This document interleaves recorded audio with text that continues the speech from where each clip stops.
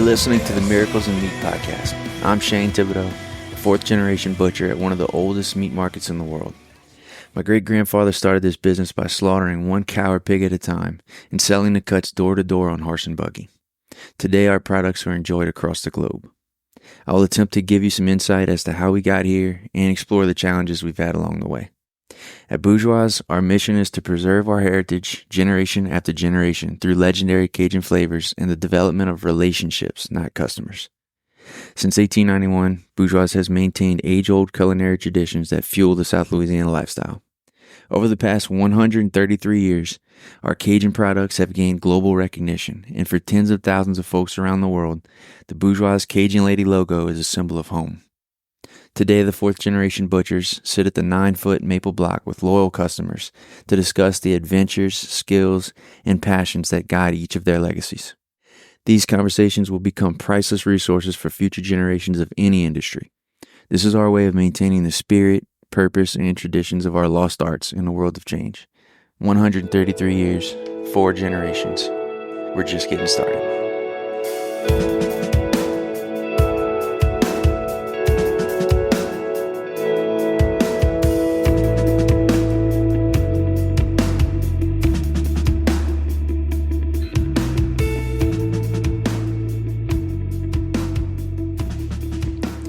Here we go. This is episode number 8 with Brandon Naquin. The last episode was with Mr. Francis Hebert, and in that episode we spoke a lot about a downtown hotspot in Thibodaux called Spahr's. Brandon is actually the general manager of that location on West 4th Street. He began his journey as a graduate of the Chef John Folse Culinary Institute at Nicholls State University here in Thibodaux. Brandon is a third-generation Bourgeois customer and is already passing down that tradition to his boys. And we're going to get into all kind of things, but we're going to talk about his passion for cooking, as well as get into some details about culinary school, management, and customer service. Before we start, I have a little clip I want to play for you. If you go to our website, up at the top, there's a tab that says Explore, and then from there you can click on Podcast. If you click on podcast, you'll see a little form pop up, and that is for you, the listener, to submit a question or a comment to the podcast, something you'd like us to read. And I'm actually going to read for you our first question submission. That's going to be from our good buddy, Byron DeLon. We've known Byron for a long time, family friend. And so, yes, it is a biased review, but it does mean a lot, and it's what he's saying is true, and you know, we take pride in it. So let's have a listen, and then we'll get right into the episode. I don't have a question for the podcast, but I want to make a statement of fact. Is I travel a lot for work all around the state, and I really like to hit up different meat markets, see their selections, see what they offer, their differing products, and Bourgeois is doing a great job of keeping up with customer demands. But the real thing that y'all do that no one else does is you still display the art and craft of butchery by the fact that when you walk into either market, whether it be the one in Gray or the one in Thibodaux, you still see workers out there producing products in the open environment where you can see them. You know, they cut your meat in front of you. They package things in front of you. You don't put the process back in a closed off, room without the customer interaction. And I think that's what a lot of the meat markets are missing. They don't have that. You don't see the craft or the art of what they're doing displayed. And I think that's a part of, what you offer that others don't is you get that storefront experience. You see the workers, you interact with them, you see what they're doing behind the scenes out in front of you. And I really think that's a special part of what makes Bourgeois Bourgeois. All right. That was awesome. Really appreciate it, Byron. I can't thank you enough for that. Yeah, if anyone else listening has anything like that you'd like to share, or like I said, just a question or a story, something that happened here, or We'll always love hearing new Pawpaw stories, Mr. Cleve stories, things like that. If you got something, go ahead to the website, go explore, then podcast, then fill out that form. And the easiest way to do it is just use the voice memo app on your iPhone. And you just upload that file and we'll get to it. And let's go. Brandon Naquin. All right, Brandon, we do this with everyone that comes on just because I'm curious and I think it's fun to hear. But tell me about your earliest memories of Bourgeois Meat Market. So I can remember when I was a little boy, to be honest, I didn't know they had any other sausage in the world unless it was Bourgeois. Every time we made gumbo, we had to stop at Bourgeois to get their smoked sausage. And I remember Mr. Cleve and your granddad going in there, and that was a time when they were able to still butcher hogs in-house. And I always was amazed coming in and looking and, seeing what was happening. And I can always remember your grandfather's saying is, I can cut a pork chop so thin it only has one side. So he was a character, and he and Mr. Cleve, ever since I was a little boy, every time I walked in, they were standing at the counter, either cutting meat or helping guests. So like it was amazing. So that every time we had to go get sausage or hamburgers or something for a barbecue, it was Bourgeois. That's so cool. So not a lot of people have talked much about Mr. Cleve so far. What do you remember seeing him doing and his spirit and all that? That's what I remember is just a big smile. Yeah. I always remember he was happy man while he was working. And, hindsight looking back, like that was mastery of his craft. Like he knew exactly where to cut, what to cut, how to cut it, and just with ease, just like from early childhood, just seeing, him breaking down an animal and after becoming a chef and, learning about it, like that was a master. Right. He understood exactly what he was doing. It may look random at times to an outsider. Right. Yeah. I mean, it was just definitely eye-opening, right. Looking back.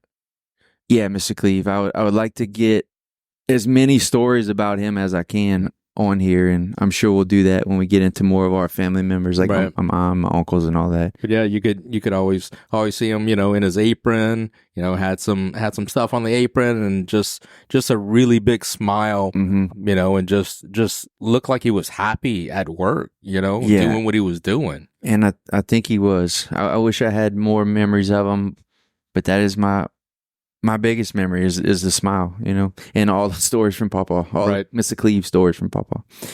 So now, what are some of your favorite products? I know you're in the market probably 3 times a week. Right. So my little boy only eats Bourgeois sausage and only eats Bourgeois hamburgers. So if we want to cook burgers, I have to come here to get the fair burgers. Mm-hmm. Depending on what I'm cooking, I do a chicken and sausage jambalaya. When I make my jambalayas, I always come get andouille sausage. We love the boudin burritos when we go on swim days. We started off with boudin burritos. When I want to make red beans, you guys smoke some ham hocks for me.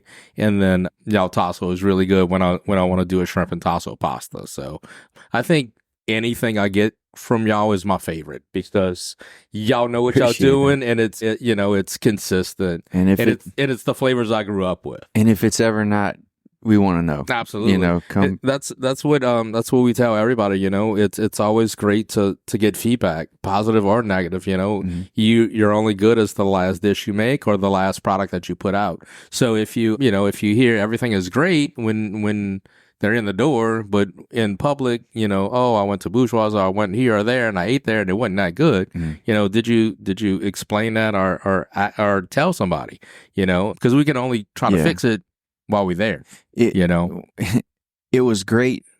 Doesn't help. It feels, and it's nice, but it doesn't help. Right. If you want to really help someone, you tell them that there's a flaw. Exactly.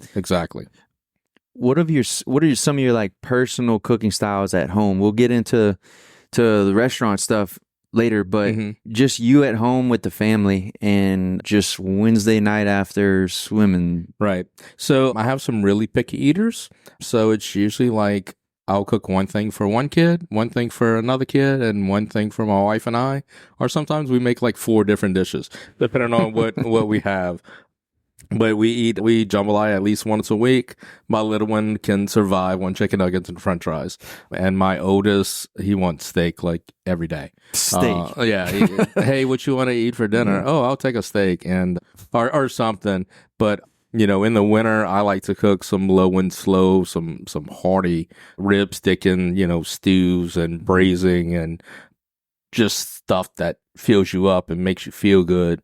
And in the summer, try to stay light, chicken breast and chicken thighs. That's one of our favorites is cooking chicken thighs. So What's like your, what's the skillet or pan you grab more than anything else in the kitchen? So I have hand-me-down cast iron pots and pans from my grandfather. My dad and mom used them. Now I have them. So if I'm cooking like gumbos or trying to saute some chicken or something, I'll grab those pans pretty regularly. When we got married, we got a set of Emerald cookware, which it's almost restaurant grade quality, which I kind of use pretty often as well. You do a lot of stainless? Yeah, although that whole set is stainless, and then I have cast iron. But early on, my wife and I kind of made a rule, and it's a running joke: if it doesn't take a pot and a pan and a cutting board, we don't need to eat it. So we try like we try to use as least as possible to make sure that cleanup is easy. Yeah, I like that. I started using a lot more stainless here recently over the past years. I was kind of stuck on cast iron for everything, but I'm kind of finding my way around the stainless. Right. Cast iron, once it gets hot, it's hot. Yeah. Stainless steel retains its heat. It all depends on what you're doing. It's kind of what your cookware should be. But I mean, if you need a go-to every day, stainless is the way to go. Mm-hmm. It's a little maintenance and cleanup's usually easier. So with the hand-me-downs, I'm sure some of your first influences come from maybe parents, grandparents? Yes. So every Sunday we had family meal. My grandma would invite my aunts and uncles and all the kids. She would cook Sunday lunch, 11:30, meal was served. Adults ate at the adult table, kids ate at the kids table, and it was an all day, all afternoon, like traverse and conversate and catch up from the week. And then it kind of tapered off after they passed away. And, my mom and dad did that with us, that every Sunday, 11:30, you had to be at their house. So early on, we understood like everything that was important started with food, and cool. My mom's mother, she passed away when I was real little. So my grandpa was at our house every day. Like she fed him. So every day, like he would come visit to eat and then stay a little while and visit with us. So like everything that we did as a family kind of revolved around food. That's so cool. And like one Sunday out of the month, we would barbecue, and like it looked like we barbecued for days. Mm-hmm. We just filled the barbecue pit up, and like we ate on it for like 5 days. But again, that was a hand-me-down barbecue pit that my grandpa made, that my dad used, and I still have it from the 60s, so it was pretty amazing. So did each of them have that skill or passion, or like mama and papa, or just... So my grandmother was a great cook. She anything she did, she was great in the kitchen. My grandpa just bought seafood and did barbecue. Same thing with my dad. My mom was the primary cook. My dad bought seafood, and barbecued. I would tell everybody that I knew once I was in culinary school, the reason why I went into culinary school was I needed to find a better way to make gumbo, because my mom made the worst gumbo in the whole entire world. It was terrible. So I was like, I became a chef to learn how to make a better world. It was terrible. However, I gotta try this gumbo. However, it did have bourgeois sausage in it. So like we all picked out the sausage and we ate that and some of the meat with the rice, and that was it, All right, so we hate the gumbo, but what's one dish from each of those people that you really remember? Right. So my grandmother would make pot fried chicken, and it's kind of like sticky chicken. We called it pot fried chicken. It was that, white beans, and ball top meat and ball potatoes. That was the meal. Mm-hmm. You'd call up and be like, "Hey, grandma, I'm hungry." Well, come after school, and then the whole kitchen would be full, and she would make your plate, and she's like, "All right, start eating." And then after that, it's like, all right, I'm full. No, you're not. Have some more. Like she would cut the chicken into 12 pieces, and like just it was like just chicken kept coming. So that's her favorite, or my favorite dish that she made was the pot fried chicken with the rice, and she did butter beans. My mom, she made the most amazing turkey, and we actually had turkey other than Thanksgiving. So like holidays, a random Sunday, we would have a turkey.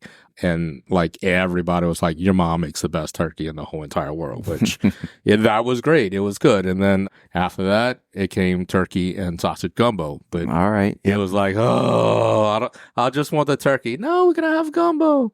All right, well, we're going to do the same thing. Just pick out the turkey and the sausage, and then that's it, you know?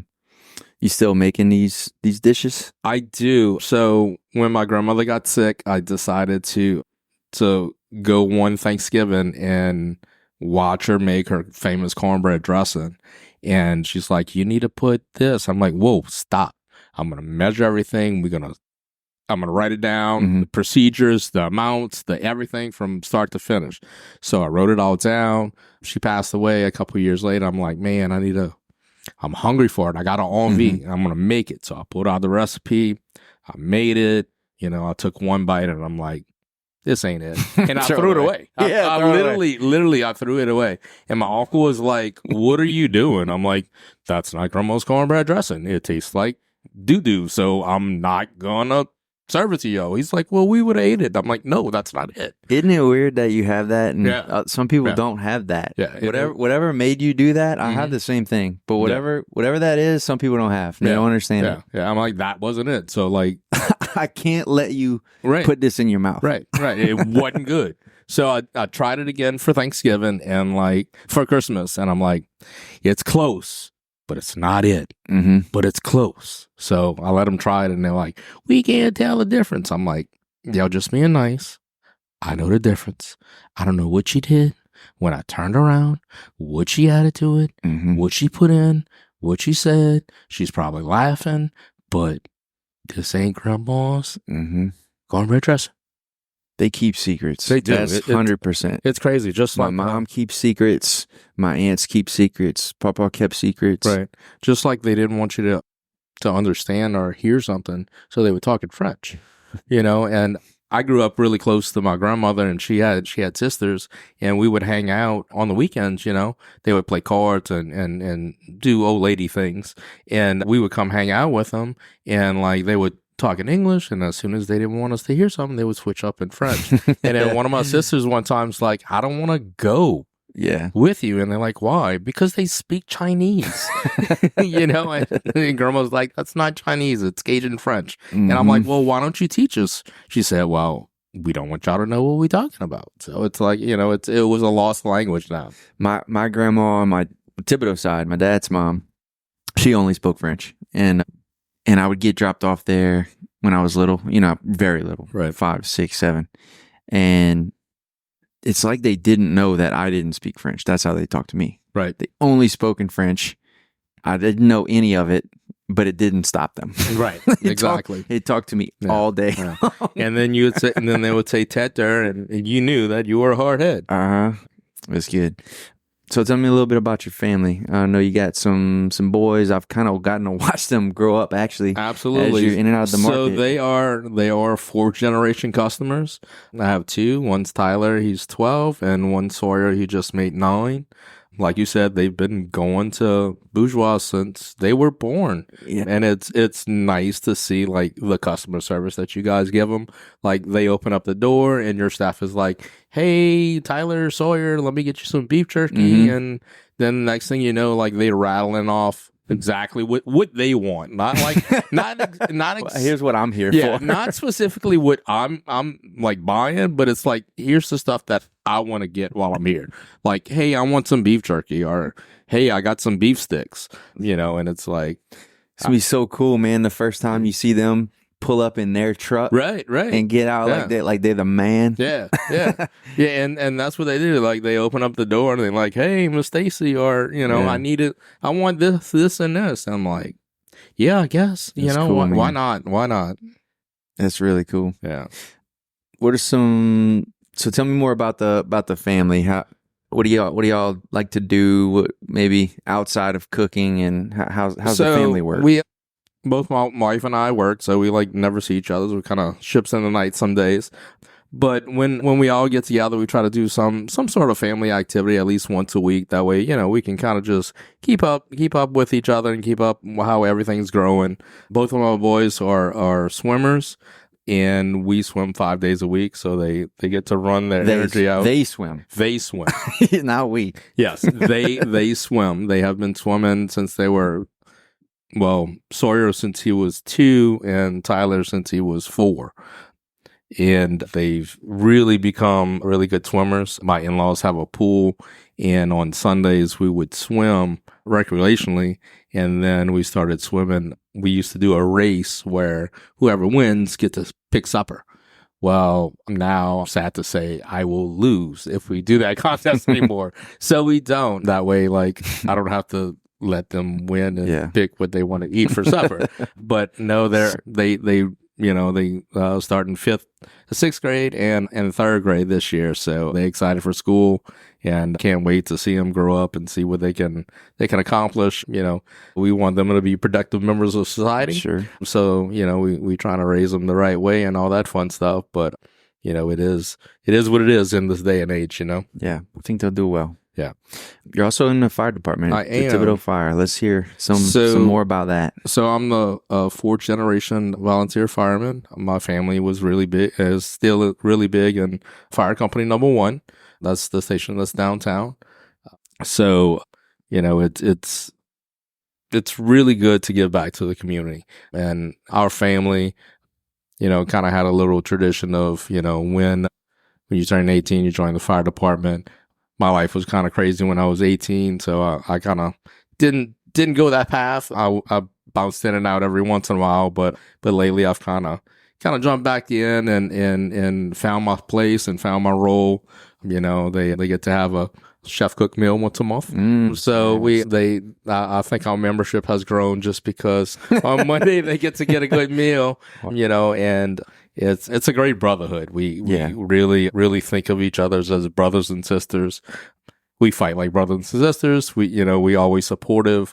It's a really good organization that I'm proud to be part of.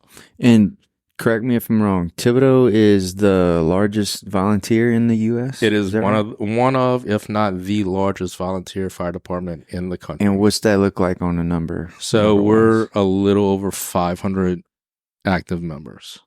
In Thibodaux. Just Thibodaux. And there's Shriever right down the road. There's Chack Bay, St. John. Right. So Thibodaux has 500 active members. Right. And we just kicked off our 150th year of the Thibodaux Volunteer Fire Department. Whew.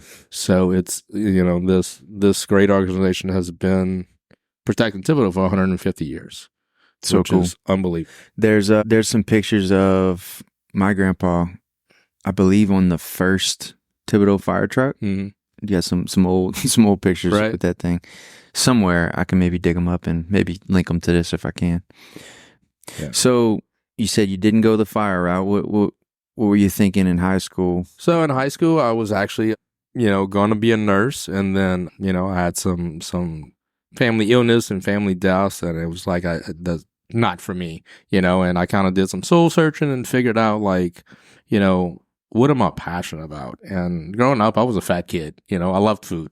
And all those memories that surrounded the dinner table or the stove or, the barbecue pit, it just kind of lit something in me. I need to explore that a little bit more. And then I went to talk to a couple of people in the culinary school and realized I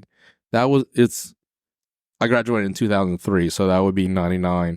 The program was just kind of kicking off and gaining steam, and that was the era of the Food Network where they had all the celebrity chefs. So that whole industry kind of piqued my interest. So that kind of started the passion. Was there someone you looked up to at that point? Yeah, so I had a really good conversation with one of the chefs, Chef Caslow, who's he became a mentor, a friend, a confidant. He was almost like your second dad. He was truly concerned and genuinely wanted you to succeed, and like personal life, also professionally, like he just wanted you to do well, which like he was amazing. Like you would go in and he could see like you were having a bad day and he's all like, let's go have a cup of coffee and a cigarette, and he would light a cigarette walking out the kitchen,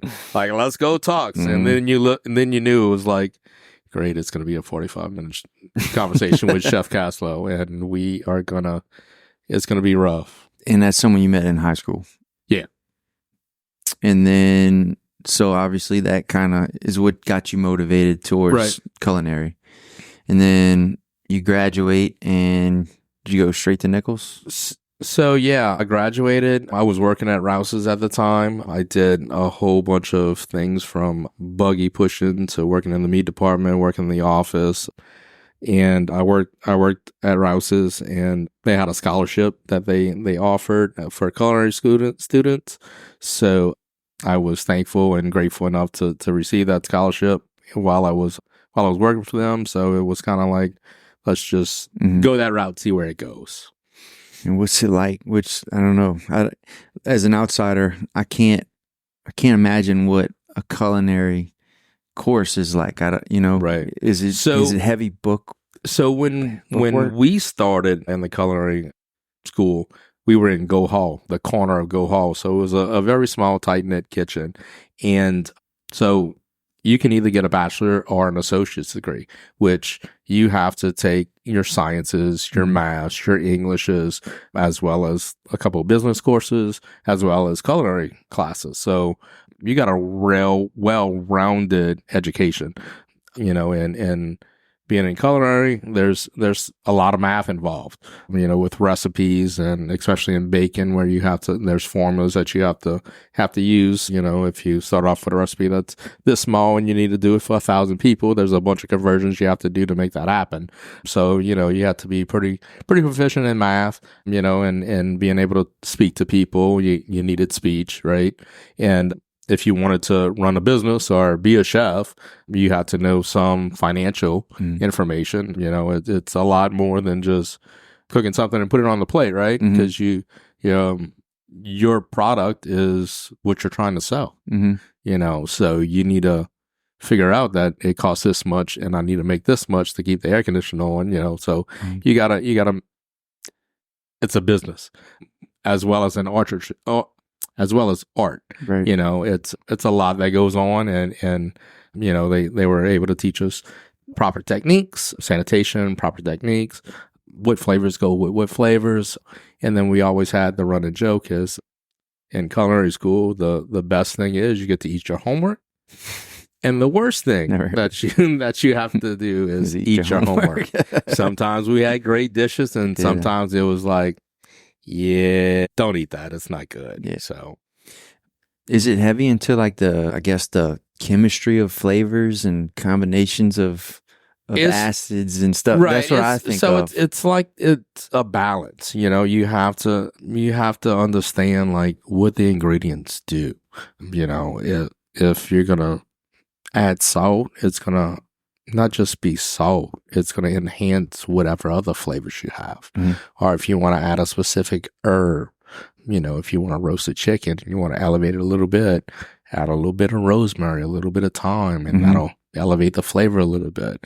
If you want a licorice flavor, you can add star anise or some Pernod, or it's just a lot of experimenting and visualizing like what I want to put in this dish to make it turn out the way it does, and thankfully we have a lot of great Cajun Creole instructors, and that's what it's based off of, and just like in Cajun cooking, everything starts off with onion, celery, and bell pepper, right? And you add garlic. But there's a lot more flavors that are out there that you can kind of find or discover, or, on accident discover and be like, wow, that's great. And do you get to play with that a lot at Nicholls, or is it kind of centralized around Creole Cajun? So first, it's really diverse now, which is great. They have the new building, but basically it's starting with the basics, and then it builds upon there. And then depending on which course you take, is kind of where your flavor palettes are developed. So like they'll have classical French cuisine, some Asian, some baking, and different classes where, you know, they explain, like your first semester, you'll learn about sauces and herbs and, you know, how to cook vegetables correctly and butcher meat and all that stuff. And then you kind of, it's a building block where you kind of build your flavor profile that you kind of like to use. And what was your kind of focus? What were you interested in? So I did, funny story, I did an ice carving class. And yeah, that was fun. A real thing. It's not. It's definitely like winter's coming. But our instructor was from Dallas, and he has an ice carving and sushi business. So back in 2000, sushi wasn't that popular in this area, right? But he would make us sushi, and it was like, that's interesting, you know. And me being from the bayou, right? How you eat fish, fried. What you mean? I gotta eat raw. I can eat raw fish, you know. And then he just kind of opened up that avenue, and it's like, this is pretty interesting, you know. So, you know, that's one of the memories I have. Our classical French class, we would do a 7-course meal, and we would pull out the hat of what course you had. Well, 7 out of 8 times I pulled the soup course. So I learned how to make a lot of soup. Right. And my wife loves me for it. And I think everybody else does too, because I come up with some really unique soups. I've actually had one of your unique soup. Right. Yeah. You brought over some andouille sweet potato bisque. Right. And I've made it since. Right. And it's awesome. It's awesome. Like, and you never think like andouille and sweet potato. What is he thinking? But it tastes like ham. Like, great. You're having ham soup, you know, and learning all those techniques in class. Like, you can substitute ingredients, you can make new flavors, you can make something new, you know, as long as you know the technique, you can kind of change it up. You know, you don't always have to do broccoli and cheese. You know, you can make cauliflower and bacon, you know, Jerusalem artichoke, cream of asparagus. You know, it's just using the technique and different ingredients to make different flavors. The sushi stuff sounds interesting. I've never gotten into like making the sushi. I do a lot of fresh fish, but I was talking about this with someone the other day. I believe you understand all the cuts, right? Say of a tuna, right, and what they're used for, and there's specifics and the flavor profile of each and the texture, all that. Is that where you learned all that? So I learned a little bit of that, and then I had a lot of on-job training. I actually did sushi for Rouse's for about 6 years, and I also helped open up Zen Sushi in Houma. Love some Zen. Yeah, way back in the Gap. So, yeah, I'll make sushi. Just go out to a sushi restaurant. There's, okay. there's a lot that goes on in preparation to make a simple roll. You know, from doing the sanitation is 100% because you're actually eating raw product, right? So it has to be safe to eat. And then making the rice, they say like the first 1,000 don't count. So you have to make at least 1,000 pots of rice in order for it to like start coming out correctly, which sometimes it works, sometimes it's great, but you gotta know what you gotta do to correct it. Right. And just kind of rolling it is a little different, as well as like what to put in the roll to complement each flavor. You know, you need something fatty, something, you know, crunchy. It's a lot of texture, a lot of flavor. You know, you have in one bite, so you want to get all that in one mouthful, you know. Any favorite sushi restaurants? So I have a couple.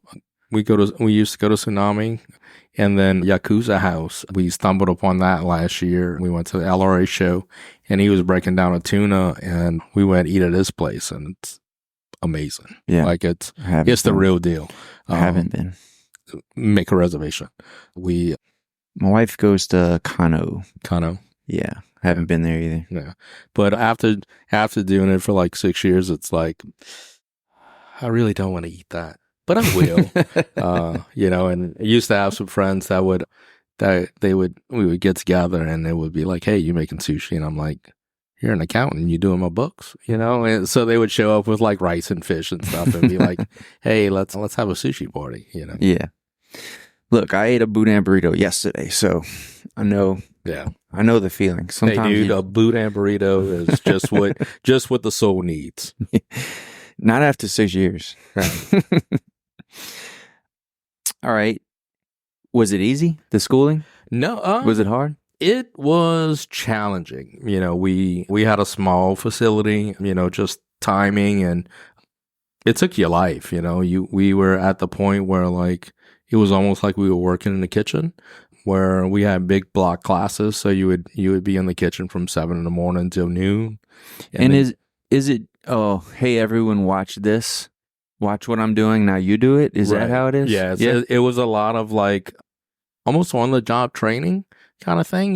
We did some class lecture, and then they explained what we're gonna do, and then they demonstrated it, and then like you have to do it. Like deboning a chicken. Mm-hmm. They showed you how to do it, and then like everybody gets a chicken. Let's go ahead and debone it. Do they also? I'm assuming they also, have a functioning kitchen and kitchen crew, and they teach you how that works and what you need, what makes up a kitchen crew, and who needs to be where and doing what. So when I was in school, my senior level, we ran a restaurant, and it was our bistro. They still do it now. It's a little bit different, but you and your team would design a menu, make out the recipes, do everything like you were working in a restaurant, and you were the boss.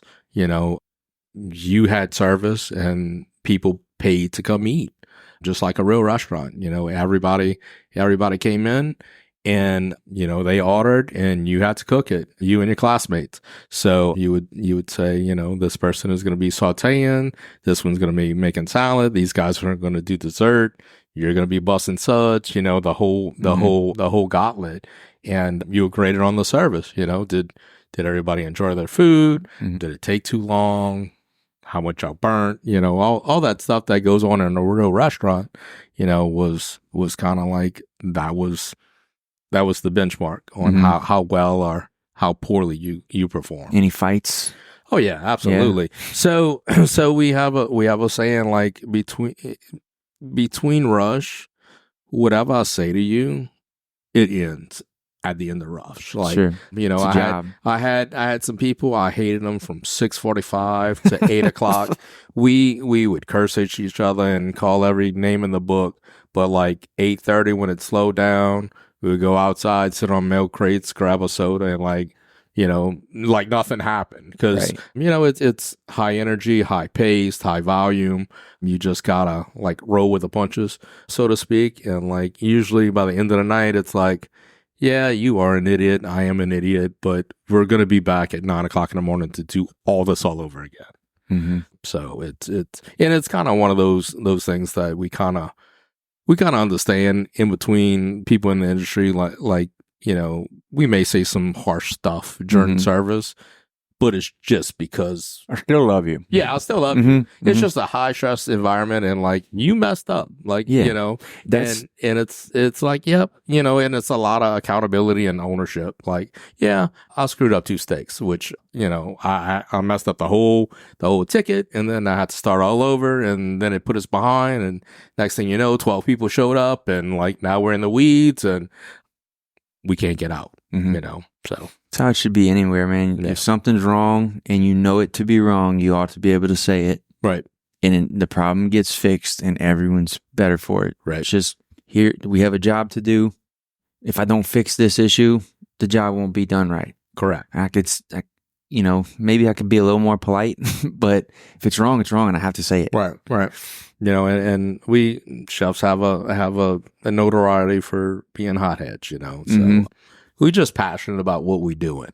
We think of our craft as like artistry, and it's very an intimate act. You're cooking for someone, and you hoping that they enjoy it. Mm-hmm. So you put in your passion, your blood, your sweat, your tears, your years of in the industry on this one plate, and you want it to be perfect, and then you hope the person right next to you is that passionate enough to do that as well. Mm-hmm. And if it's not, like, we not working in the same area. So, like, Yeah.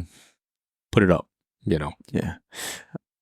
Did you find yourself maybe early on sort of imitating your mentors, or maybe whatever celebrity chefs that you maybe watch?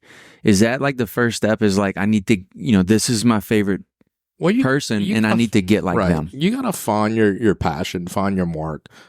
I have a really stern look. I mean, everybody thinks I'm not the nicest person in the world. Mm-hmm. You just gotta, and I'm dry. I'm very, very dry, like toast dry. So, like, you got to get to know me and, like, my body language and the way I speak. But, like, I'm very soft, a very kind-hearted person. It's the way you approach things is kind of what you got to deal with. Like I said, I look very stern, but, like, you having a bad day, we go on a milk crate and we're going to figure it out, because it's not just a job, it's family. Like, bunch of restaurants. The restaurant I was in, we did family meal. Before service, we cooked a little something for everybody to eat, or let them order something. And we, before we opened the doors, we, enjoyed a meal and, did our game plan like we're preparing for war, Mm-hmm. and then going from there. So, if you work with people for 6 months, a year, a little longer, they kind of become part of your family, because you're going to see them more than you're going to see your family, That's right. Working 40 to 80 hours a week. That's right. And either, like, you're a psychopath or you love what you're doing. Mm-hmm. To work all those long hours and put up with all that abuse from guests and customers and employers and employees and, the general public. Mm-hmm. But, if you're passionate about it, you'll learn, like, what to take from it. Mm-hmm.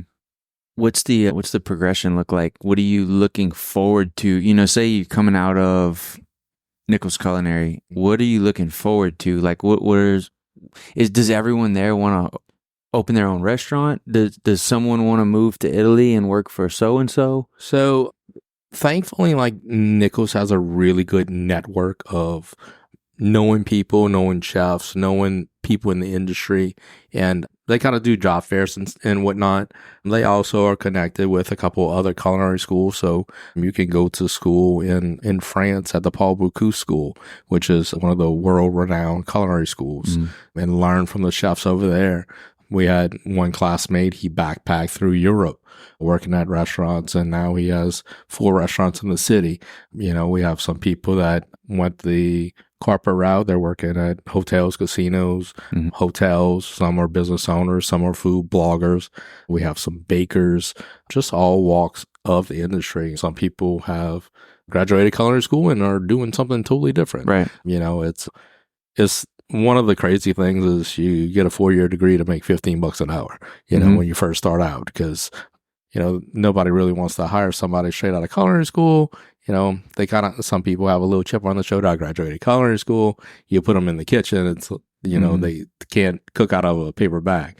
Some of them are a little bit more inapt. It's just, student by student is kind of where we are with them. But, it was a great experience for me. I graduated culinary school. I worked for Rouse's. They opened up the Quiznos subs. I did that for a while. Then I went to their wine department, and then we started this sushi program here in Houma, and then eventually moved to Thibodaux, and then I parted ways with the company. But it all depends on where you are, and I want to kind of stay close to home. So I want to stay close to home, stay close to family. So I just found a couple places here and there, to kind of learn my craft, hone my craft, to become a better chef, What makes Nicholls Culinary special? Is it seriously just the Creole? It's a lot different now. It's definitely the staff and, like, what you can learn. Also, Nicholls is one of the only places that you can get a state accredited culinary degree. It's backed up by the state. Some of these other culinary schools, if they close tomorrow, theoretically, your degree is nothing. You might have the skills, but it's nothing on paper. But it's a state funded college degree, you know, and it's a state-of-the-art kitchen that they made, and you know, it's kind of like the Cadillac of kitchens.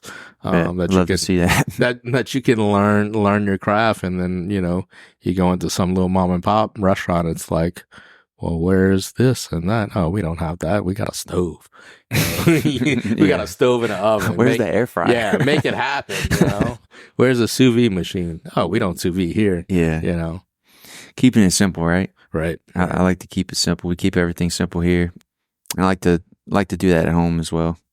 Same thing goes for recipes, and Right. everyone assumes you need a crazy secret recipe. Well, the secret oftentimes is like, well, there's nothing in it. That's the secret. Yeah, it's You're ingredients. tasting the meat or the fish or the vegetable or whatever it is. That's what you're tasting. You buy the best ingredients. You use the right technique, and the roadmap is the recipe. You know, Yeah. you'll get there, but you got to start off with quality ingredients.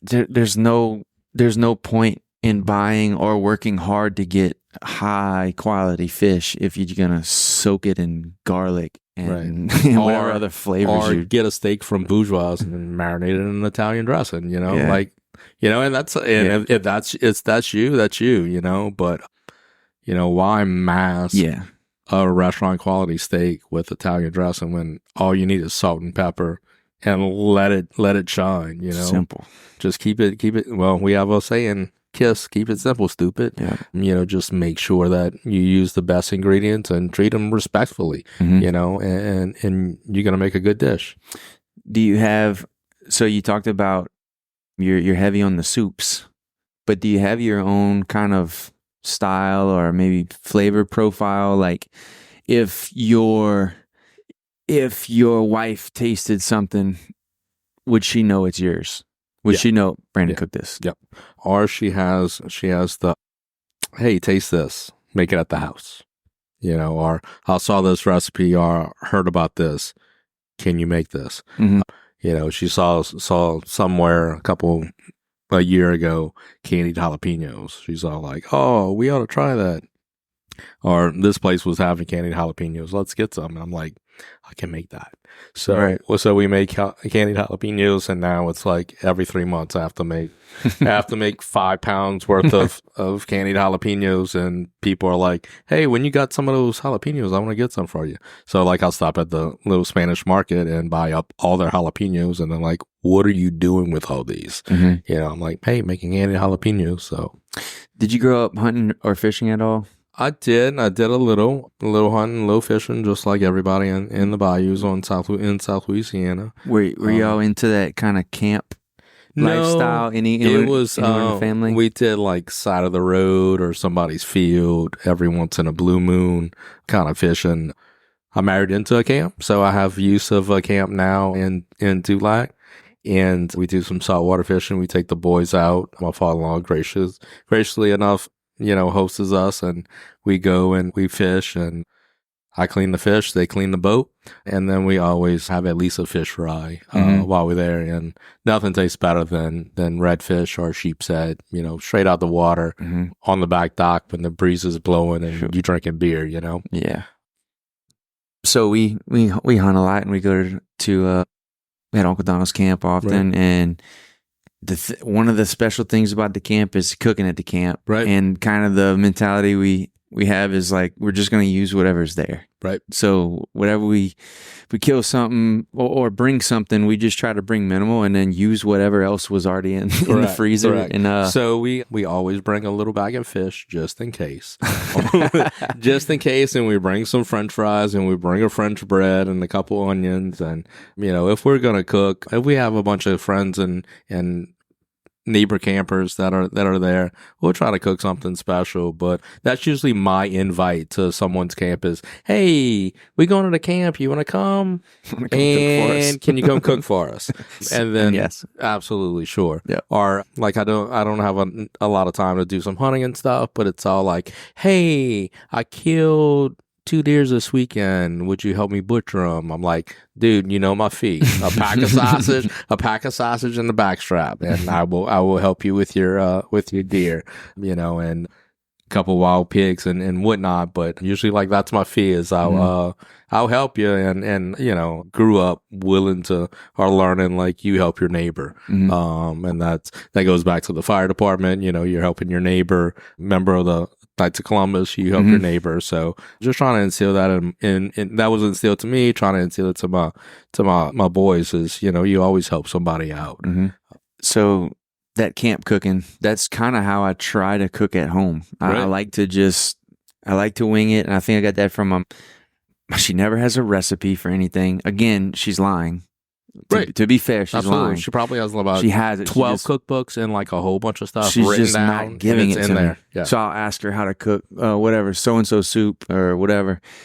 And I never really paid attention. Let me see if I can try to write some of it down. Right.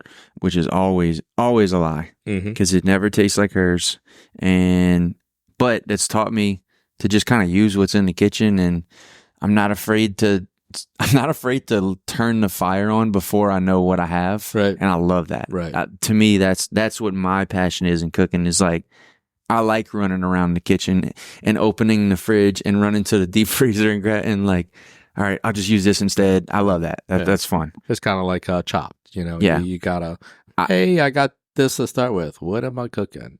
Usually like when I say, hey, I'm going to cook, I'm like, all right, what's on sale? Let's figure something out. Right. And that's cool. Yeah. That's a good way to do it. I don't mind inviting friends over. Yeah.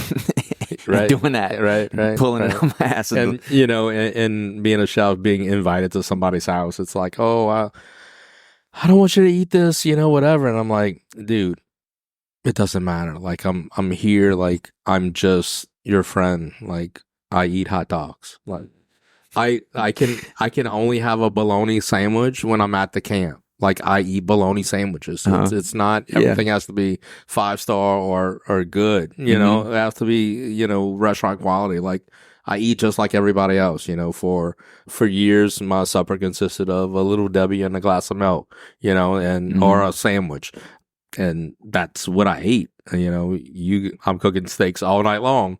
I get home on a Little Debbie, a glass of milk, and a cold shower, and go to bed because I got to do it back at 8:00 in the morning. So it's a little intimidating if somebody invites a chef over, but it's like, look, we eat just like everyone else. We eat crap. Yeah. We're in Bo's office right now, and if you look on that bookshelf, there's 2 whole cases of Vienna sausage. Yeah. So Bo has access to all of the best stuff that you can find around. Right. What does he eat for lunch? Right. Vienna sausage. Yeah. That should tell you the secret there. Well, that's just like a mechanic, right? They don't want to work on their cars. It's like, you guys work with smoked meats and product all day long. You don't want to have that. Yeah. You might just want a Vienna sausage out of a can. Back to the schooling. How competitive is it between students? Is there like everyone's striving to be top dog? So they do have a little gauntlet system that I kind of incurred. Who's the best at this? Who's the best at that? There's always like the bosses where they want to control, and there's the workers. So it's kind of like depending on what group it was, and the chefs kind of like figured out their personalities, and like you're the boss, right?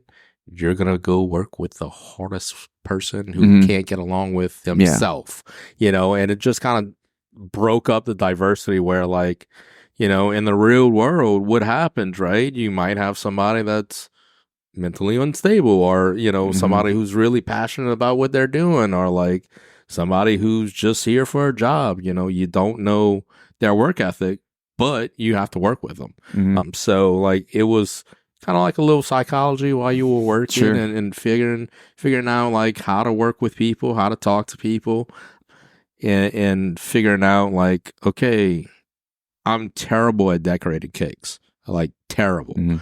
I had a classmate that decorated one of my cakes for me.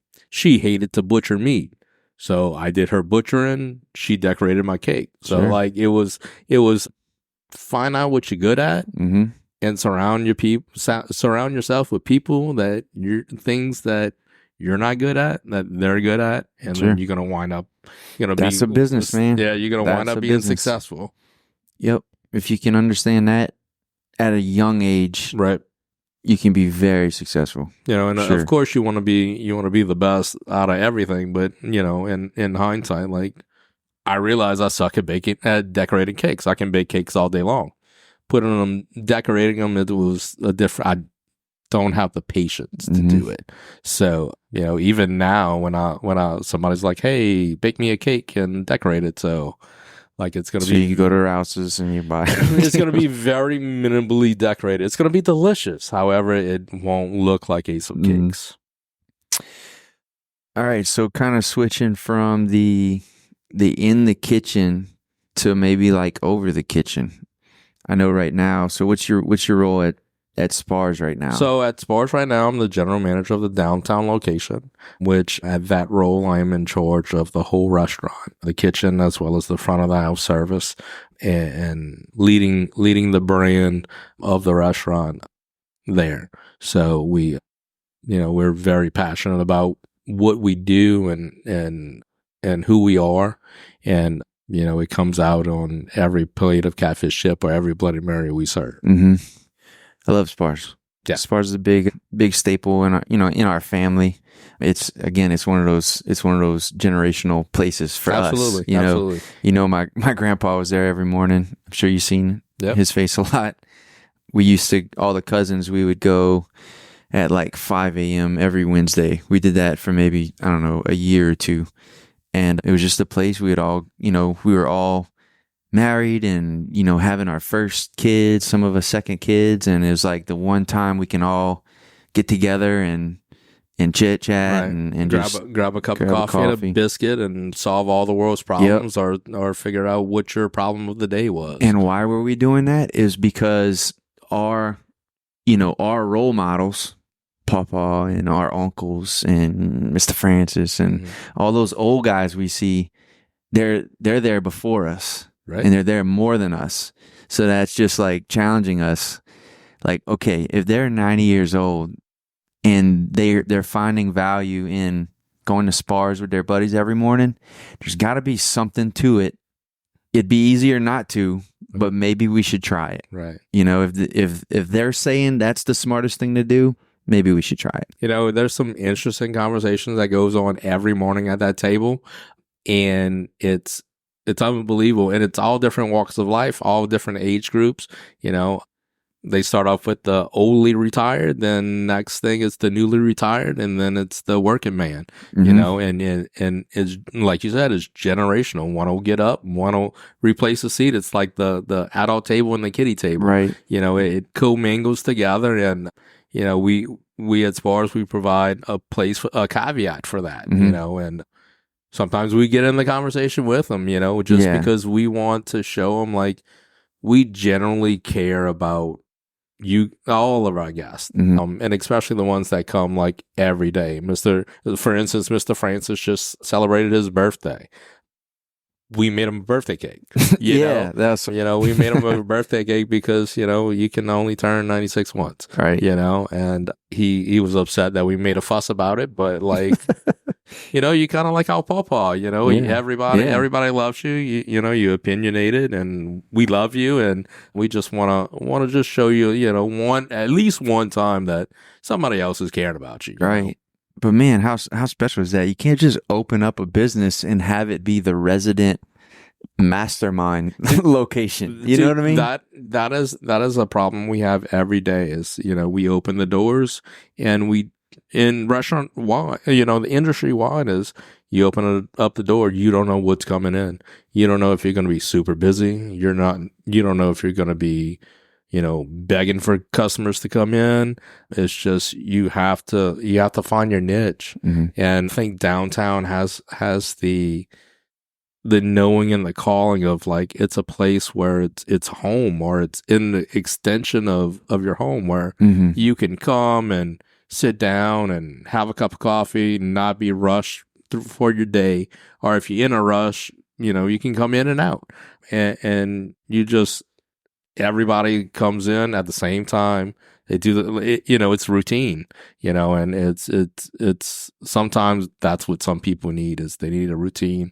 They need to hang out, they just want to want to talk to somebody, like Mr. Francis, he's an elderly gentleman. He's really doesn't talk to, he doesn't have anybody at home. So all of his interaction is in public, right? So, if he can come and have a cup of coffee, spend an hour or two just chit-chatting, and, the other guests that are there kind of like jug them on sometimes and all that fun stuff. But it's all in good fun. But, it makes his day, and I'm pretty sure it makes everybody else's day. Sure. It's cool how, it's very uncommon to have such, it's kind of a historical place, and it's sort of a landmark around here. And you get a lot of tourists. I'm sure you get a lot of parents from Nicholls and the hospital, and you're getting people from all over. So you sort of balancing between a tourist location and the half of the room was here yesterday. Right. It's like, that's pretty uncommon, because a place that's heavy tourism, the locals are not going to want to go, but y'all kind of are able to balance able to capture that audience. Yeah, we have the Man in Passing Academy every year. We had one family that this was their quote unquote last year here. Their child's turning a senior, like they were on the verge of tears, like, we're never coming back. And I'm like, we'll still be here. Y'all can come, even though they're not Man in Passing Academy. But like, they would eat breakfast, lunch, and dinner every day that they were here, and they did that for 5 years. Right. And they were like, no more Spahrs, man. This is the last year. Yeah, this is our last year. So I'm like, that's cool. There's Mardi Gras. Y'all can come anytime. Like, y'all don't have to like make a reservation or make plans, or Thibodaux's still here. You can come and eat. It's just, and like the first and second year that they came, they thought like it was just a show. Like all the hospitality and all the things but it's the way we are.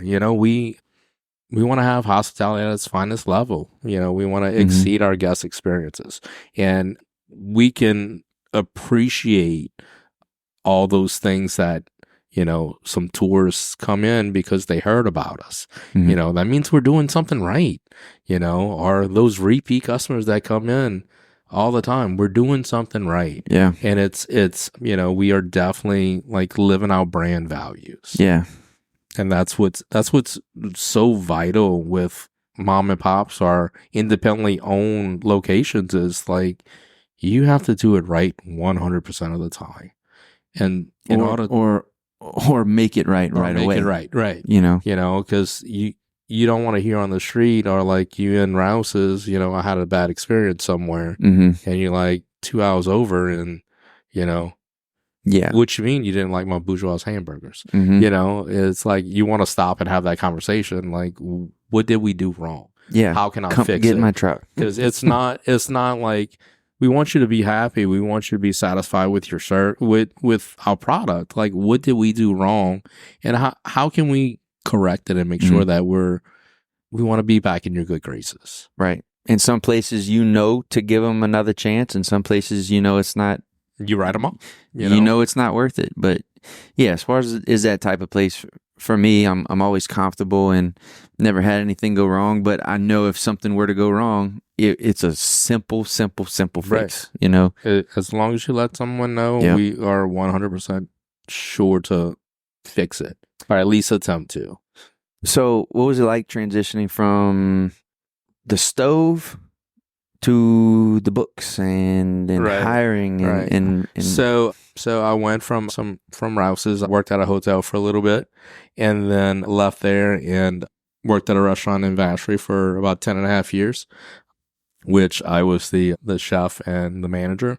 So I kind of was everything, and I had 10 years of on-the-job training at that location. So, and I'm a very people person. I like to talk to people, and I also want to make sure you're enjoying yourself while you're here, with the culture and what you're eating and whatnot. So, to be able to talk to tables and all that stuff, it kind of started becoming second nature to me. I do miss playing on the stove and coming up with dishes and, getting that adrenaline working. But, it's different to see the other side of the table or the other side of the pass, to where you're interacting with the guest, and you're checking to make sure that whatever came out of the kitchen, they're enjoying. We always look for empty plates. It's a little hard at Spahr's because we give you a great value and a great portion, but if it's an empty plate, either you were hungry, it was good, or you were good and hungry. So that's a telltale sign that like we did our job, and that's what we look for. And, we just really want to be personable with our guests and learn from them. You never know what their day is when they walk through the door, and you're just hoping like this one meal can either cheer you up, console you, Sure. Revitalize you, fill you up, with nourishment, and like hopefully you have a food memory, from it. And that's what we strive to do. Dude, it's wild because, you take a server who is they just want to make money and that's it. Right. They just want a paycheck. They want to get the hell out of there. They don't care about this. They don't care about that. And then in comes, 30-year-old guy and his 100-year-old grandpa. And this might be the last meal they have together. She don't know that, or he don't know that. Correct. So you got to treat it all like, right. What if, who do you want to be? What kind of mark do you want to make? Right. So, servers are tipped employees. Tips stand to ensure prompt service, right?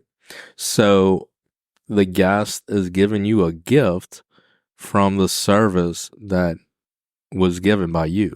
So you should want to put your everything in that table or into every guest, not only to benefit you, but to understand like you're serving this person, like you're catering to their needs. You're putting, and I tell this to some of our folks as well, like on the service, on the, counter service.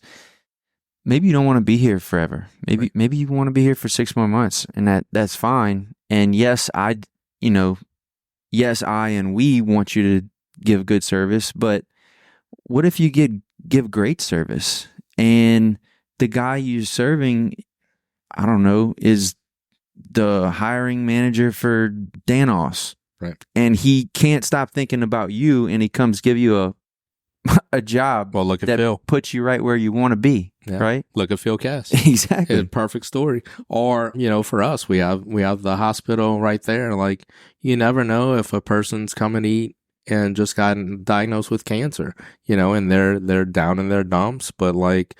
The server comes up with a great smile, gives you a cup of coffee, chit-chat you with a little bit, and then, it kind of brightens up your day, and, you have the best French toast you've ever had, right.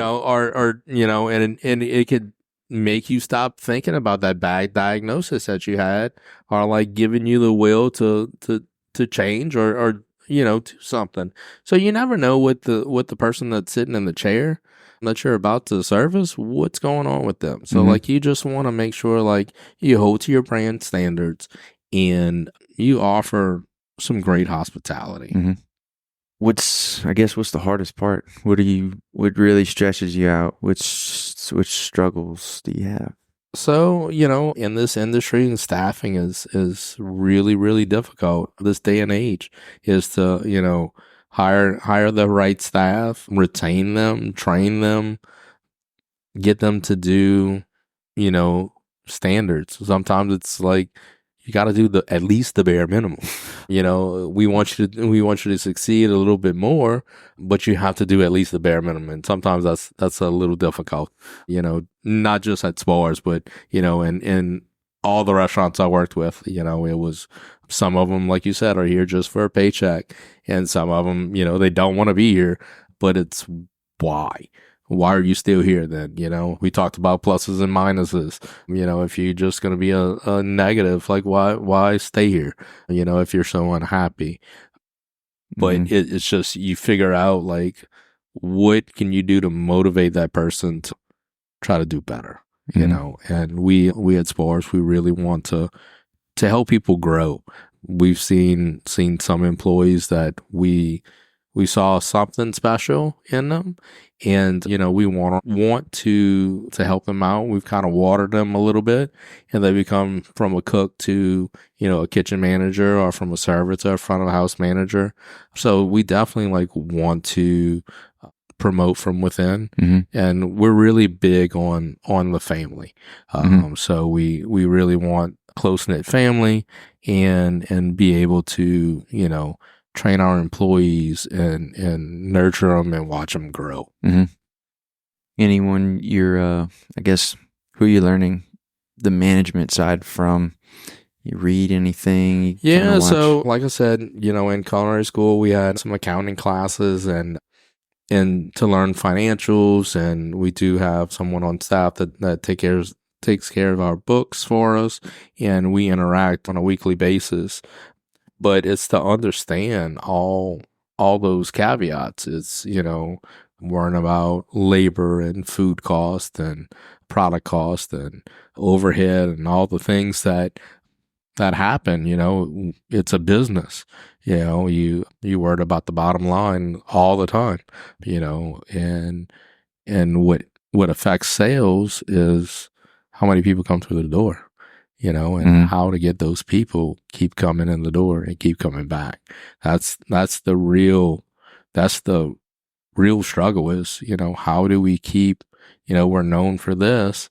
We need to be on this every time so we can keep getting those repeat businesses, as well as like growing our business with word of mouth advertisement. Like, you know, how many times you've heard like, hey, I went to wherever and I had a memorable meal. Oh man, I want to go there. You know, I want to try out, you know, Grapevine in Dontonsville. You know, it's off the beaten path, but people on the street talk about it, you know. Yeah. Well, I want to go there, or, you know, somewhere else, you know. I want to go to Sinclair's because he's having his special dinner tonight. Let's go get some cocktails from Jeff and let's go eat dinner, you know. So that's kind of where we are. Yeah, we wouldn't be, we get in a lot of tourists ourselves, and they're always asking where to eat. They're asking where to eat lunch, where to have drinks, and all of this. And it's just easy. It's just easy and honest to say Spahr's. Just go check out Spahr's. I don't need to give you a list of places. Just start there and then ask your waiter where to go next. You know, and then it's easy. With us being the Louisiana Cajun Bayou is a great venue for tourism. We do the same. You know, we have guests here and it's like, man, where else to eat? I'm like, if you like beef jerky, you have to go to Bourgeois and pick some up because they have the world's best beef jerky. And then they also have this, and it. And by the way, there's some hot boudin burritos that you have to get. So, you know, and I do the same thing when I travel. It's like checking the hotel and it's like, hey, where you eat for dinner? Yep, that's the way I like. I don't want to go to a chain. Like I want to go like where you eat, because that's where I want to go. Like, give me a Greasy Spoon diner, or give me somewhere that your buddy's mom's number that's cooking tonight. Right. You know, it's where y'all eating. Like when we were in North Carolina for the Junior Olympics, we were like, hey, where you guys eat? Well, they took us to this little restaurant that had a whole bunch of beers on tap and some sandwiches, and that was like one of the best hamburgers I had in a year. You know, it was I can still think about it. It was a French onion hamburger. So it was everything that goes in a French onion soup on a hamburger, and it was delicious. Okay, like, you know, makes sense. Yeah.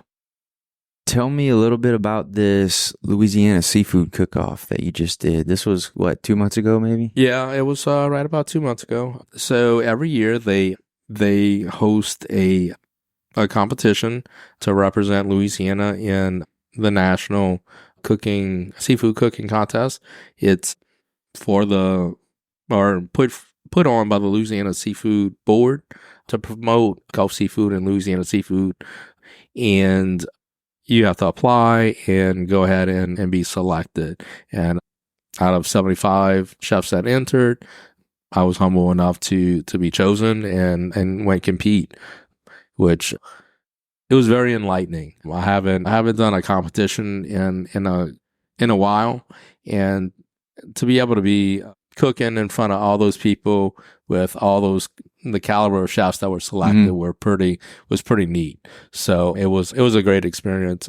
I didn't win. However, I was proud of my dish. I would serve it for friends and family in a restaurant. You know, I was definitely pleased with my dish. Mm-hmm.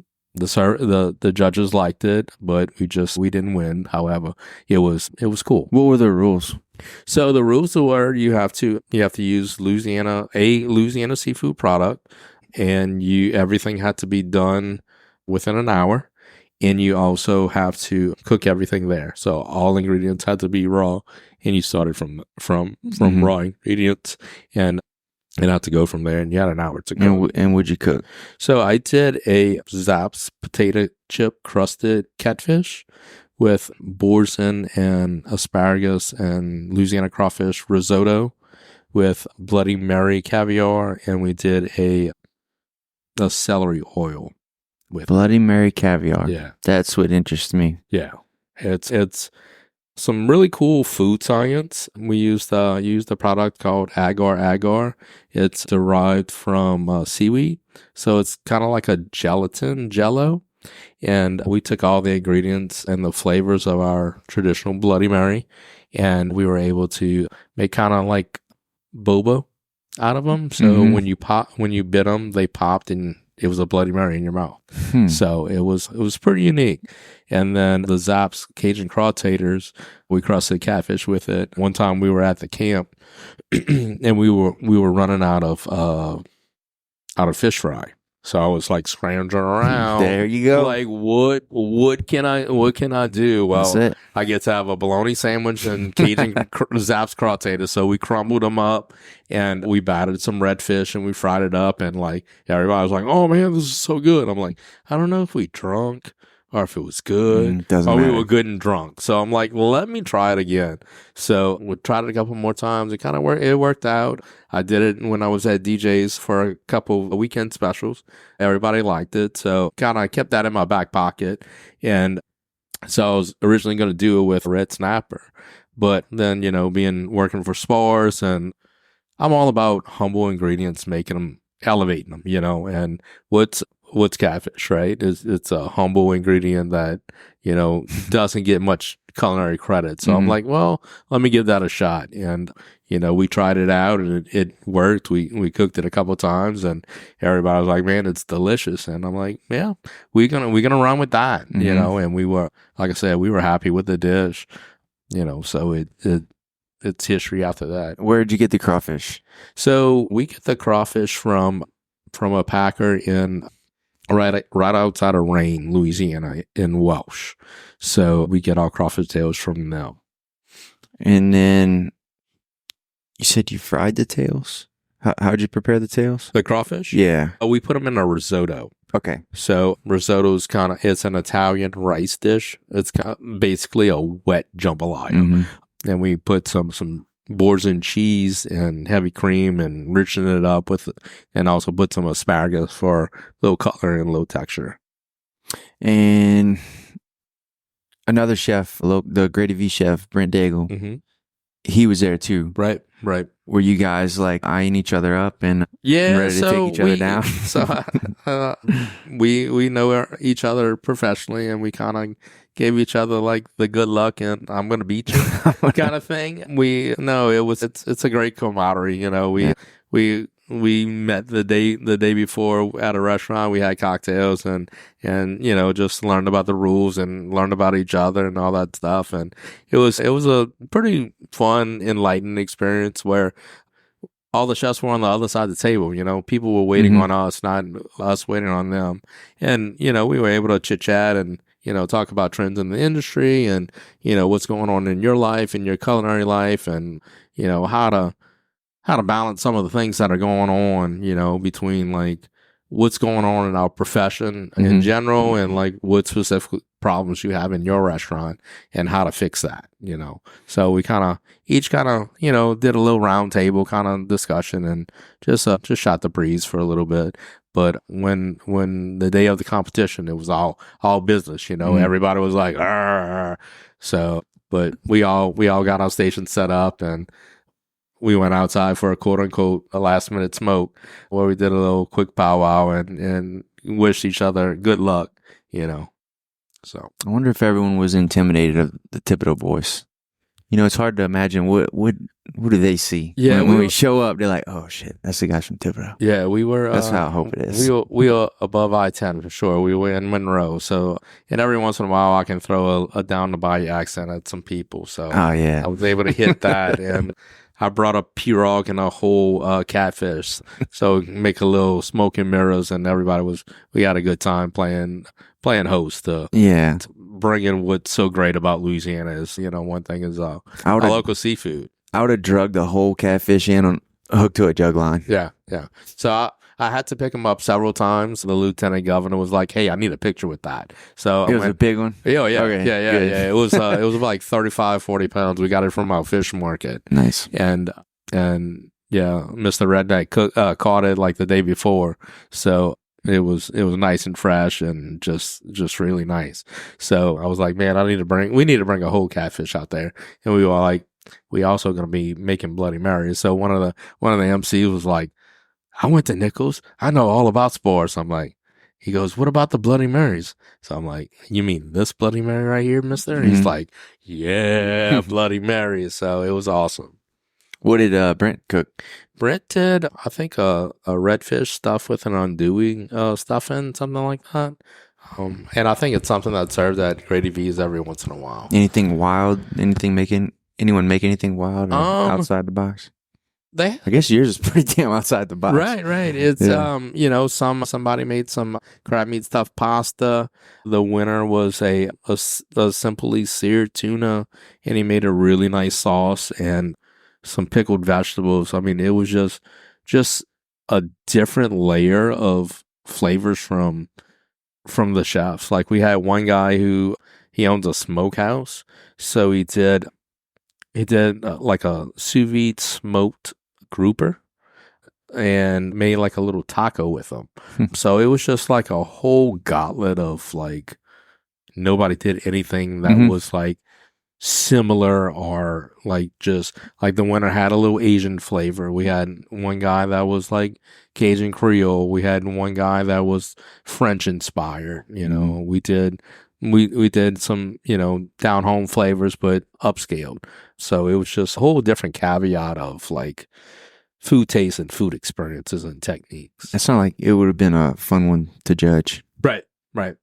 Judging competitions sometimes are great, and judging competitions are sometimes, I did the Big Boys cook-off last year, and by the end, I was so full. How many entries? Oh, I think I had like 35 samples of the food. Yeah, that we sampled, and like we had one or two bites of things, but like towards the end, it was like, right, I can't eat it. This is the worst buffet ever. Just start chewing and spitting it out. Right. I was like, the food was, it was pretty tasty. We had some really good, some not so good, some, middle of the road, but it was like, it was a challenge. It was a struggle coming towards the end, the finish line is like, I don't know if I'm going to have any more jambalaya, or any more of this. Now, let me ask you this, because I'm thinking about it right now.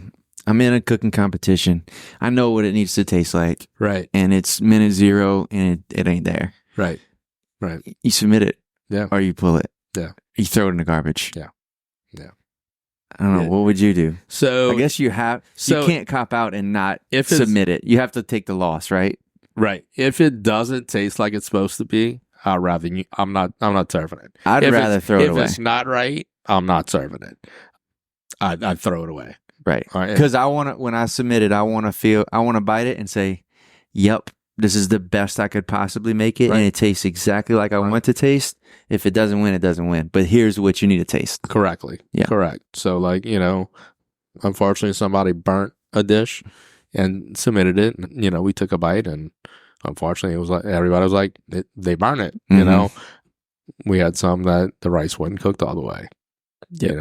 But in a competition setting, you want to put your best foot forward because you're being judged, hopefully, by somebody who knows something when they're looking for, either perfection or, they're judging on a criteria. Did you meet all these criterias? And that's what I'm looking like at. So like, does it look good? Does it taste good? Is it, if you're doing a jambalaya contest? Did they use Paul Ball rice? did they use regular rice, Mhm. or how dark is it? Is it, it's, and the theory of Paul rice versus regular rice, who thinks it's better? Mhm. It's all those things that have to go in there Yeah. when you're judging. So you I guess you have to cook to the judges on some things, especially this competition that I was in. It was, make the best dish, but like we had criteria that we had to cook towards. I mean, it was just making it that way. Mhm. So Going back to the restaurant stuff, and this is a question. This isn't a Spahr's question. This would just be a Brandon question. What are you looking for in a new hire? So definitely like some passion, or, I interviewed a little girl a couple of days ago that, I really, really hope I can find a spot for her. Mhm. She hit all the boxes of what Spahr's is looking for, and it seemed genuine. So like I look for, somebody that's passionate, somebody who's, you can teach a monkey a new trick, but you have to be passionate to like want to learn something, a hard worker, and, everybody answers all the interview questions correctly. It's just, Mhm. we like to ask, and I like to ask different questions, like where you see yourself in 5 years. I'm laughing because I was listening to Brody interview someone this morning, and his question was, "How you like to cook your pork chops?" Right. In you guys' case, right? So they come in and, hey, I want to cook a steak. Well, what kind of steak you want, right? Mhm. So you can tell them, well, I got these ribeyes I can cut, or I can get you this porterhouse. Yeah, well, my wife doesn't like anything that's fatty. Well, how about you try this porterhouse? You get a fillet and you get a New York strip all in one shot. So it's like the best of both worlds. Or, you get a burly man and it's like, you need this tomahawk steak because like that's what it is. Your employees have to be willing to answer those questions, especially in the customer service setting. In the back of the house setting, it's, are you able to multitask? Are you able to work under pressure? Because that's what you're under the whole time. Right. We want food out in 15 minutes. Can you do that? Are you able to read something, understand it, read, comprehend, and produce it? Because, we have recipes. You gather all the ingredients. Here's the procedures. You read it, and now you have to do it. How does that work for you? And then, one place that I want to apply to right after culinary school, got my culinary degree, right? Cool. Then he was like, all right, here's a chicken. Here's some stuff. They got a little pantry ingredients. Go cook me something. Like before he even talked. That's cool. Like go cook me something. Yeah. So he's like, you got 45 minutes. Mm-hmm. And that was my interview. What did you cook? How did you cook it? All right, you hired. Yep. We've done working interviews where there's no talking and, all right, are you okay to clock in right now? Clock in, go to the back, and I'll see you back at 5 and we'll get a feel on if it's a good fit for you. Right. Sometimes that's the best. Sometimes, like you said, you got the right personality and they have those character traits that you can't teach. They just need to be there already, and you don't necessarily have the spot for them, but you make the hire. Right. You create a spot for them because they need to be on the team. Exactly. You definitely and especially this day and age, it's hard to find some employees sometimes. It's, or it's you getting bounced around employees where they left because they didn't like it. And then, they thought the ground was greener on the other side. And then next thing you know, oh, y'all hiring because I really want to come back. Mm-hmm. And that kind of put something back towards you, like what you did as a manager, what you did as, as a business, like why you want to come back. Mm-hmm. Not so much why you left, is what you think that you coming back has to offer. Yeah. So you can understand, like, we're doing stuff right. Yeah, sure. We do it often. Right. we get a lot of rehires. Right. Do it often. and Not afraid to hire. If they're right, not afraid to hire them back. Correct. Yep. What do you think were maybe the most important things, not experienced by you, but passed down to you from someone, from your parents, from a mentor, college professor or whatever? So, hard work. My father was a laborer, and he told me early on in life, you can have two jobs, son. You can have one that works with your brain, and they got one you can work with your back. You decide which one you want to use. So, make sure you get an education. Make sure you find something that you're passionate about, and work hard. And people see like your hard work, your dedication.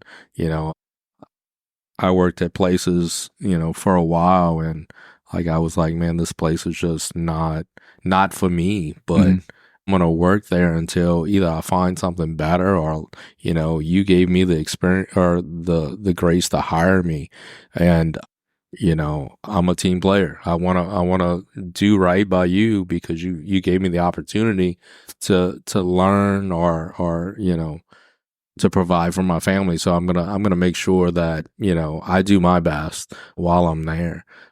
So you definitely gotta put in the work. To get where you are, be passionate about what you do, and just be a man of your word. It's like the old saying, you're only good as your handshake and your word. That's the only two things people can't take from you. Mm-hmm. So you gotta just make sure every day that you live all those values and mottos. Let's go with this as our closing question. What's a dish that you would hope long after you're gone is still being cooked in your honor? Ooh, so from your kids, grandkids, or wherever. I do a lot. Let me start by this answer. So, like, if you telling me that it's my last meal, I'm doing chicken stew, white beans, sauerkraut, and L&N French bread. That's Okay. my last meal. But like I said earlier, we have a family tradition of barbecuing. I've started teaching my kids the ins and outs of our barbecue, and I hope like that's one of the lasting dishes that we can do. And then we have two dishes for the holidays that we normally do. One is a cabbage dressing kind of casserole. It's onion, celery, bell pepper, some ground meat, and you smother the cabbage down. You add some rice, and done deal. And the other one is some field peas or jack bay peas. That's one of our family favorites. But Nice. Those are a couple of things. And then, of course, pot fried chicken is always key with some good cornbread, greens, and hopefully they'll learn and to appreciate some smothered greens with some smoked stuff from Bourgeois in it, because growing up, like, didn't like eating mustard green and stuff, and my grandpa had gardens, and we had all the greens, and we ate that, and it was not that great. Or like when I was young, I was like, man, that's gross. But now it's like, I need that in my life, So like we try to cook it every once in a while, and my kids are the same way. It's like, that looks like grass. I'm like, yeah, but it's delicious. Dude, my kids, you put sausage in anything, and it doesn't matter what the item is. Is this sausage? Yep. I love sausage. And then they just kill the dish. Right. You could hide whatever you want in there. You put some smoked sausage, they're crushing it. That's just like my little one. I just got a Blackstone grill, and we made Bourgeois hamburgers. It's all like, man, these are almost as good as the Fireman's Fare burgers. I'm like, but these are the same Fireman's Fare. Yeah, but I don't know if it's just the rides. But there's a way back. So, man. Yeah. Oh, if only we could have a super duper flame broiler at home. Right. Shit, you can almost make you one, Yeah. But yeah, it's I would rather create food memories than like be remembered for a dish. Like, yeah, I would like somebody to taste something and remember where they were, what they were doing while eating it. Mm-hmm. Like that's, Yeah, very cool. you know, I went to a food show one year, and one of my classmates was sampling some pickles, and he's like, "Hey, taste these." I'm like, not a super huge fan of bread and butter pickles. Well, tasted one. I had an instant food memory of like my great aunt made those pickles. Mhm. So I left the table. I called my mom. I'm like, "Hey, you have Aunt May's bread and butter pickle recipe?" She's like, "Probably somewhere." I'm like, "Find it. We need to make some." so we got home. She found the recipe. We made the pickles, and I was like, "I'll be damned. Got it. Those are the pickles." Yeah, that's You so know? cool. So Passion, man. Just gotta find a way to teach it. I don't know if the right thing is to force it into their brains. You have to force I feed guess it. you force it, right? You have to do it till they break. Like you Because what's happening at school, right? right. They're being force fed Right. stuff that we might not agree with. So the things we truly believe in, force it. Right. Force it. If Fake it. cooking's important, You got to. you're gonna learn how to cook. Yeah, That's how. it's a life skill. Yeah. So like Yeah, it's a life. You have to eat. The only thing is different is what you're eating. You Sure. know, it's and what's crazy is like especially in culinary school, like we all had the same ingredients to make the same recipe, and so we had say 5 teams, 5 different tastes, and we had all the same ingredients. Sure. So it's finding the flavors and the things that are important and letting those shine. So, Yeah. and that's kind of just like everything, you find what's important in life and Yeah. you shoot for the moon with those, and other things it's like, yeah, whatever, Yeah. I mean, dude, look at twins or triplets, Right. same household. One of them's NASA engineer and one of them's dead on the railroad tracks. Right. know? It all depends. It's weird. You just gotta figure out, how to make productive members of society Yeah. and go from there. It's, raising kids it's a whole different ball game, especially this day and age where parenting styles are different and what you see in school and TV and whatnot. And it's like, well, this is the right way, or this is the way we think. Mhm. Yeah. And, Kind of have to take over. right. And it's like, well, I don't like to eat this. Did you try it? No. Well, how you don't like it? My kids' famous question is, "Do I like this?" And then my answer is just yes, and then they eat it. Yeah. Or like, I don't know. I don't remember this. Do I like this? Mm-hmm. Mhm. Oh, okay. Yeah. Or I don't know if I like this. Well, try it. Like, and I tell my staff that as well. And I've told my staff that 1,000 times. I'm like, I don't eat that. Well, what you mean you don't eat it? I never tried it. Okay. So the worst thing that can happen is you get a napkin, you taste it, you don't like it, you put it in a napkin and you throw it away. 9 out of 10 times, you're going to taste it and you're going to love it. And it's going to be something new. And then you understand and you can explain to a customer what it tastes like. We started using a bunch of Gulf fish from our seafood market for our specials. So, we make a plate for them to taste that and suggestively sell it to our guests. And it's like, I don't want to eat it.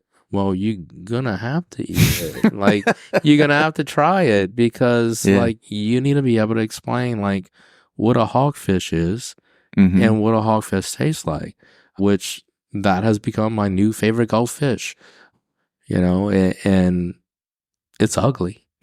It's an ugly looking Creepy fish. looking thing. Yeah, it's an ugly looking fish, but he's very, very tasty. Mm. And it's just in our industry, we always look for something new, unique, sustainable Mhm. that we wanna use. And we very passionate about sustainable and supporting our local fishing and Gulf seafood and whatnot. So, that's what we're heavy on in the restaurant.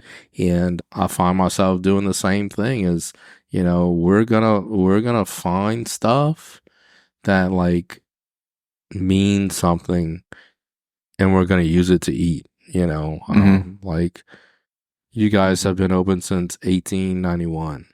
Like, y'all have to be doing something right. So, like, come try.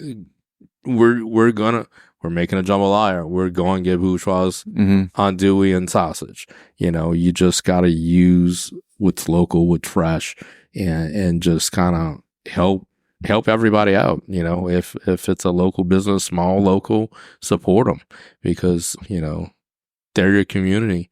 And then when your kids need a softball sponsor or a baseball sponsor, you know, we're going to have Bourgeois, or we're going to have Spars, or, you know, Rico Reynolds, or whatever is going to be your sponsor. Yeah. Maybe people don't understand that, though, because you get a lot of requests in from people or companies, and then, you know, you kind of show it to everyone. And does anyone know this company? Has anyone ever seen anyone from this organization before?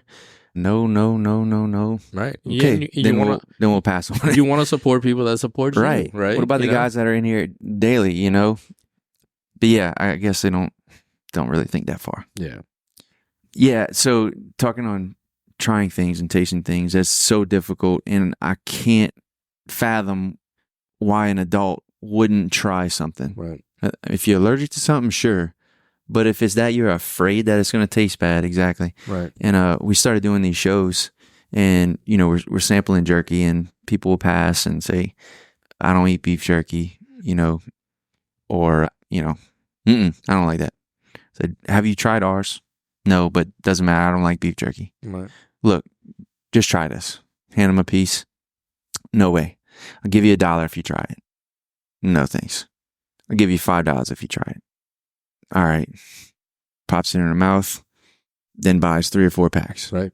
And I don't understand that. It's just the bias. It's just the bias of not. Just put it in your mouth. Yeah. Just taste it. Like, you know, like especially like the offcuts, like oxtail, or, you know, short ribs, or, you know, things. Dude, blood boudin is the only thing I understand. Right. I'm still going to try my hardest to get you to try it. Right. It's the only exception. Anything else, if you're an adult, shut up and try it. Exactly. The blood boudin, sure, let's talk about it first. Right. Let me explain it to you first. But no, so another story, this was a few years ago, like Christmas time, the front is packed. We got like line out the door, and, you know, a teenager with her mom. And I'm bringing some turkey cheese, slap it on the scale for someone, and the little girl goes, ugh. And the mom goes, she's like, don't say, ugh, that's turkey cheese. We love that. And the girl goes, I don't love it. So I'm busy. I'm running around. I'm back and forth on the metal table, and all wrapping stuff with people. And I said, have you ever tried it? And she goes, no way. I never eat that. And I said, I'll give you $1 if you try it. You know, I'm wrapping my stuff. She said, So I go in the cooler, come back out, bring in, you know, sausage for the next person, wrapping, give you $5. She said, nope. Go back in, come back. I did this until we got to $20. And she said, nope, $20. Will not take a bite of it. And they had a guy behind her in line. He goes, I don't want to try it either. Shit, I'd pay you to try it. Well, speaking of stories, so one time I went in with the boys, and they had a couple ladies on the side of it, and there was somebody on the butcher block, and they had a couple hog's head on the block, and Sawyer was just able to start seeing over the counter, and he's all like, Dad, what's that? And I was like, that's hog heads. They're going to make hog head cheese out of it. And he looks, and he's like, that's where that comes from? And I'm like, yeah, buddy, it's in the name, hog's head cheese. He goes, well, that looks delicious. And the old lady like dropped her sausage and looked at my little boy, and he was probably like 4 or 5, and was like, what'd you know about hog head cheese? He goes, I like that. That's good. Yeah. You know, he's like, I didn't know that came from there. You know, and it's just like, you know, now he doesn't eat it because he's Sawyer, but, you know, it was just like, so that's where that comes from. Innocence is good when it comes to flavor, right? Yeah. We definitely got somewhere from what we what we had, and especially the people in South Louisiana, we can make almost anything tasty. Last longer. Yeah. We're going to use it from the oink to the boink. I guess that's a good one. A good analogy. We'll use it from... That's going to be the title of this podcast. Awesome. From the oink to the boink. From the oink to the boink. So, but yeah, people grew up in the age where, no refrigeration and, how to utilize the whole animal and use it in a respectful way to nourish your family so you can survive. Yep. And, luckily we had a whole bunch of cultural influences that were able to like shape our cuisine in South Louisiana. We got the wonderful sausage making from the Germans, and gumbos from our the African portion of the Louisianians, and just a whole bunch of dishes that were a melting pot together from all cultures and all walks of life. Yep. And we love to, I don't know, I guess we love the nostalgia of the old ways and the, pre-refrigeration, and before we get these items out of luxury and want, it was all done the way it needed to be done. And all the stuff that we enjoy now, these are all byproducts and they don't need to happen. And the cool thing about us is if the economy didn't allow and we had to go back to bare bones, we can. Right. Who else could? Right. We can certainly go back to smoking stuff just to make it last longer. And, So what's very popular right now is all the charcuterie boards, right? Sure. So all the sausages and all the pâtés and whatnot, that was all the ways to preserve all the cuts, after you butcher the animal, to make it last a little longer. You saying it wasn't for a pretty Instagram picture? No, it wasn't. But it is but now. It is. It's like adult lunchable, but now it is. All the pâtés and the sausages and all those charcuterie items, they were made by necessity.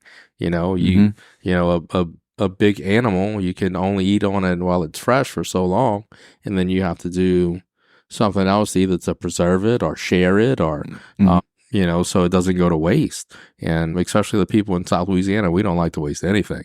Your leftovers become something else and you make something else out of it. Yep. But it's out of necessity that those fun things that we enjoy came about. Yep. And we just got to keep it going, keep it happening, and keep passing down our passions. And that's what this thing is for. That's what this is about. Hopefully you kids can listen to this and learn a lot of things, and their kids and their kids. Right. And that's the goal. Keep this whatever we think is important for whatever reason that we think right now. Yeah. And it might change in 10 years. I don't know. Yeah, these are like really good fishing stories. Or like going to the nostalgic barbershop and sitting and listening to or even going to Spahr's and coming in the morning and having a coffee and listening to the old stories and the pressing times and things that are funny, especially in the fire department. We have, we've been up 150 years, and we have some gentlemen that are in their 80s, and they tell us great stories, and it's like, right, man, I wish I was there. Sure. It was they had some good times, and it's like we really wish that, like, one, we want to remember like those stories because like that's where our heritage and our traditions come about, So we, just for prosperity, keeping all the records and, the oral history of Thibodaux and things that have happened, that should be important to somebody. Yeah. And I'm so glad like you decided like it was important enough to start this podcast and invite, people that you think are special and know about life. It's important to keep that. Yep. I'm just learning, man. I'm learning, and then everyone else gets to benefit from things I'm going to get to hear. You put in the legwork, and everybody else prospers. But, again, that's part of being passionate about what you're doing is, you know, somebody else is going to benefit from all your hard work, Mm-hmm. you know? Yep. And sometimes you don't know why, and that doesn't necessarily matter just yet. Right. You'll figure out why. But yeah, you got that feeling like you need to do something or make a move, make a change. Do it. Right. No one's going to do it for you. It's either going to be a pass or fail, you know, and if you fail, like, you learn what you did wrong. You know, it's a life lesson. So, all right, Brandon, appreciate it, man. Thanks for coming. Absolutely, anytime. This is fun. Absolutely. See you. All right.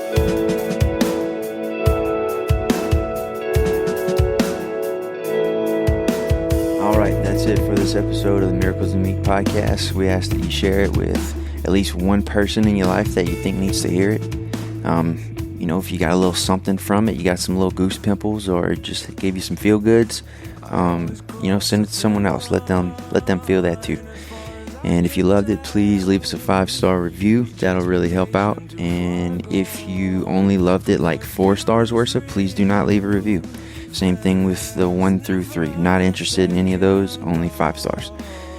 If you have any personal questions or comments about the episode, shoot them over to Bourgeois Meat Market on Facebook or Instagram, and we'll reach back out. And if you have any ideas for any cool future guests, please shoot those over too. We're always interested in hearing who else is out there and what kind of cool stories we might be able to bring into this place. See you next time. Thanks for listening.